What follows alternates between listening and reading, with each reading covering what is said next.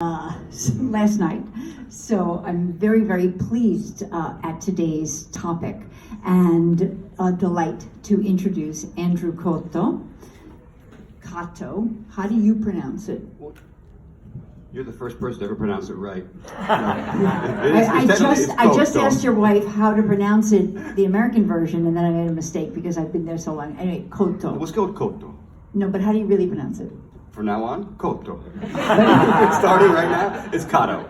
Cotto? I know, it hurts. Oh. I know, but I didn't, Andrew Cotto, aka Cotto, is an award-winning author of 3 novels. He writes for the New York Times. He's also written for Parade, Men's Journal, Rolling Stone, Huffington Post, Italy Magazine, Me Too.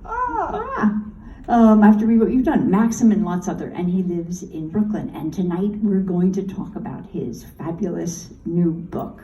So you've written 3 novels. Yes. Hundreds of articles. And there's kind of a theme of food. What's with you in the food business here? What's going on? Before I answer that, am I supposed to be standing? Well, you know what? I'm feeling really rude. I'm standing because I have a bad back. And so sometimes it's better to stand, but I think you should sit. No, because then we'll sit. We'll be together sitting soon. When you sit, I'll sit. Okay. How's that? Okay. Can I do the You can do that too, yeah. Can I whip it around? It's gonna be that kind of night. Oh, it's gonna be. It's gonna If be you that didn't know kind of already, night. yeah. It's gonna be. I forgot the question.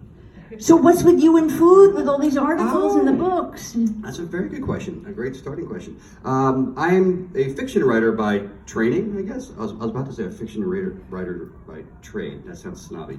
I'm a fiction writer by trade. But I studied fiction in my master's program. So I went to the New School's MFA program and focused on writing fiction. When I started writing fiction, it occurred to me that even though it's fiction, you have to know what you're talking about. You just can't make stories up. And you quickly gravitate towards things that you know. And one of the things that I know is food. So I started using food as a device in my first novel, which is a coming-of-age story called The Domino Effect. It's about a kid from Queens who sort of gets banished to a boarding school in New Jersey. And food became a really important part of the story. He's Italian-American from Queens, so there's a natural connection there. And I started using it as a device in the story for multiple reasons, multiple purposes, I should say. He, first of all, I was thinking of just the sensory pleasure that you get when you write food, and everybody eats, right? And when you use descriptive terminology and specifics, are we sitting now?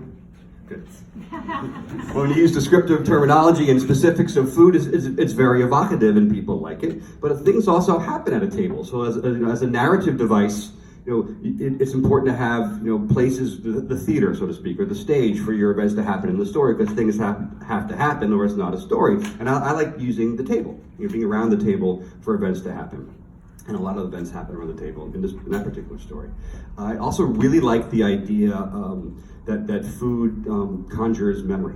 There's oftentimes narratives use flashbacks, etc. And I like to use food as sort of that device to conjure that. There's a really great scene in the story where the son, who's estranged from his father, and they were once very close growing up, he's home from boarding school for the holidays, and the day before Christmas, the father makes the son go with him to buy all the 7 fish for their feast of 7 fishes on Christmas Eve. And that sort of begins their reconciliation. They also stop at their old favorite groceria and pick up a couple of roast pork sandwiches with fresh mozzarella. It's Leo's Latticini in Corona, if anyone's ever been there, if you want the real life reference.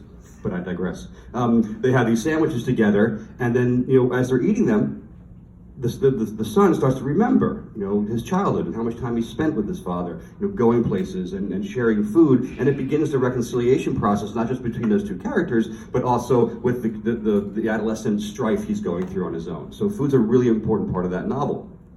When I went to my next novel, I had a problem with, it was a noir, a different genre, and the main character was this sort of unique drifter, poet type who wasn't particularly talkative. Having a reticent narrator was kind of a problem for me, but I couldn't have him emoting about what he was doing. If it was a modern set novel, he wouldn't be using emojis. He wouldn't be on social media at all. So I had to find a way to communicate the depth of his character, and I did so through the things that he cooked. He was a chef. And he was using the food that he was making for people and for himself to sort of communicate some of the traits of his character, which was generosity. Also some of the things he was suffering through, which was loneliness and displacement. And there's a really touching scene, I think is touching. Just nod when I say it. In the novel, thank you, when he's working in a predominantly African-American restaurant, he of Irish and Italian descent, he combines the menu to sort of be a Southern soul Italian amalgam, and every week the local reverend from the Baptist church comes in with her 5 deacons, and they order the same thing every time, 6 of whatever you choose for us. And so there's one particular night, the table asks him to come out of the kitchen and explain each and every dish to them, and he does so, and they're and in awe and just enjoying his description of what he created for them, and then they hold hands to pray, and the character says, I so wish they'd asked me to join them. Communicating his sense of loneliness and desire to be part of that community. So I started getting my chops with this food writing as a unique device to sort of make narratives interesting and unique. And that's how it started. That was a long answer, wasn't it? No, but that's good because it gives us background. Because listen to what the publisher wrote about Cucina Tipica, an Italian adventure. Wine-soaked, food-filled travel adventure about one man's quest for an antiquated existence in the modern world. I love that description. Me too, especially the wine-soaked, food-filled part. The whole antiquated existence, I don't know what that means. The old way of doing things, the La Dolce Vita, not really, but the slow Italy. Anyway, so tell us about the origins of La Cucina Tipica. This is a good one. So, when I graduated from college, I was an English major. I had this desire to write stories and teach. Someone offered me a job that paid a lot more than people get paid to write stories and teach generally, and I took it. It was a great job. It was a sales job, and it was a really great way to sort of selling food. No, it wasn't selling food at all. It was forks. It's not sexy. Well, it kind of is. It was selling manufacturing services for record companies and film companies. We were making their compact discs and their DVDs back when they had compact discs and DVDs in the antiquated times. You remember those? And it was a great job. My job was a liaison, someone who entertained. And the way I entertained my clients was through food, right? Going out to restaurants. All around New York. I had a great expense account. I'm getting sad here. I had this amazing expense account, and I would take my clients out to the finest restaurants in New York. I would also travel to destinations like New Orleans and San Francisco and Chicago. And I went to south of France for a trip. I ate in Roger's restaurant in a cave outside of Cannes when I was like 25 years old. I didn't know how to say it then. Roger. And it was just like an amazing experience with food. And I was going through this time in my life where I was thinking a lot about food, but also thinking more and more about wanting to write and teach. This desire I had to do that wouldn't go away.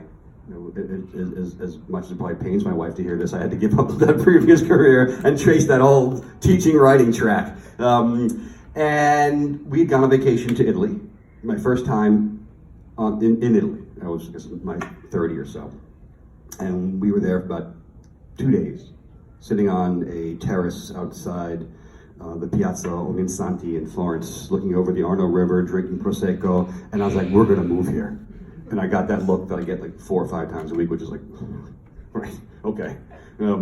Followed by just keep drinking Prosecco, which I did. But then 2 years later, we were there. We moved. I quit my job. We did all the things we had to do. I won't give you all the details, but we were living in the hills south of Florence.